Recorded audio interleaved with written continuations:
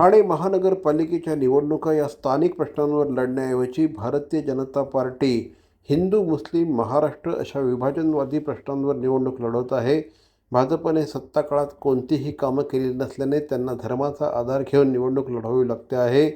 पैसा फेको तमाशा देखो अशी स्थिती भाजपची झाली आहे. कमिशनखोरी, कोयता गँगच्या माध्यमातून गुंडांना पाठबळ, जमिनी लाटणं असे प्रकार सुरू आहेत.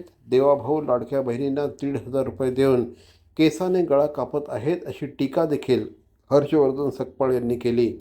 वोट चोरीचा मुद्दा, सत्ताधारी पक्षाच्या माध्यमातून आचारसंहितांचं उल्लंघन असे सर्रास प्रकार सुरू असल्याचं मत देखील श्री हर्षवर्धन सकपाळ यांनी व्यक्त केलं. हे एकंदरीत अर्ज मी आपल्याला विनम्रतेने पुन्हा सांगतो की निवडून या, सत्ता आलीच पाहिजे.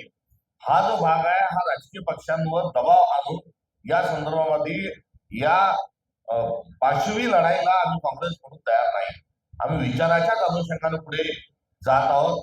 आपली 12वीत आणि 10वीतला मुलगा किंवा कोट्याला पुढे जातो, तुला किती मार्क मिळाले, तुला कमी का मार्क वाटतात, तू निवडून तुझं तुझं रँक कमी का पडलं, हा जो दबाव आहे तो दबाव राजकीय पक्षांवर जो येतोय तो विनम्रतेने आम्ही या दबावाला या ठिकाणी झुगारू इच्छितो.